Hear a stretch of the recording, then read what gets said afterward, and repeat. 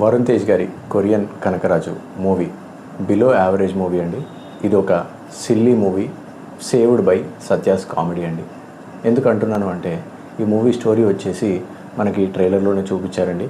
Korean Kanakaraju అంటే మన వరుణ్ తేజ్ గారు ఒక పెనుకొండ అనే గ్రామంలో ఉంటారండి. కియా ఆటోమొబైల్ ఫ్యాక్టరీ ఉంది కదండి, ఆ ఊరండి. అక్కడికి ఒక కొరియన్ ఆత్మ ఉన్న జాడీ వస్తుందండి. అది వీరిని పొసెస్ చేస్తుంది. సో అక్కడి నుంచి ఆ ఆత్మ ఒక కొరియన్ గ్యాంగ్స్టర్ అండి. అది తన దేశానికి తిరిగి వెళ్ళడానికి వరుణ్ తేజ్ గారిని వాడుకుంటుంది. అక్కడికి వెళ్ళిన తర్వాత అది ఏం చేసింది అనేది స్టోరీ అండి.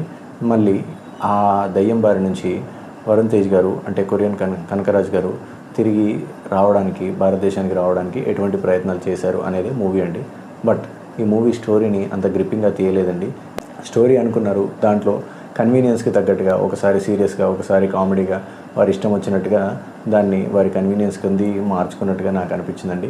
ఈ మూవీ మనకి ఆ టోన్ని సెట్ చేయకపోవడం వల్ల నాకైతే ఈ మూవీ అంతగా కనెక్ట్ అవ్వలేదండి. ఈ movie saved by Satya's comedy అని ఎందుకు అన్నాను అంటే సత్య గారి కామెడీ మాత్రమే నాకు వర్కౌట్ అయ్యిందండి.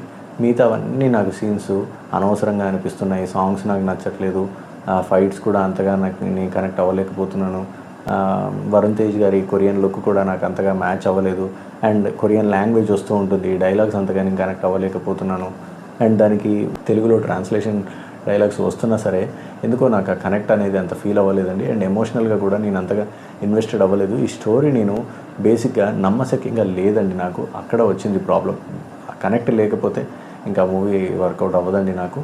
ఎనీవేస్ నాకైతే ఇది అంతగా నచ్చలేదండి. బట్ బిలో యావరేజ్ మూవీ, ఫ్రెష్గానే అనిపిస్తుంది, కొంతమందికి నచ్చచ్చు. అండ్ దాంతోపాటు నాకైతే సత్య గారి కామెడీ మాత్రమే వర్కౌట్ అయిందండి. అది కూడా సెకండ్ హాఫ్కి వచ్చేసరికి నాకు అంతగా ఫస్ట్ హాఫ్లో వర్కౌట్ అయినంతగా సెకండ్ హాఫ్లో చివరికి వచ్చేసరికి అంతగా వర్కౌట్ అవ్వలేదండి.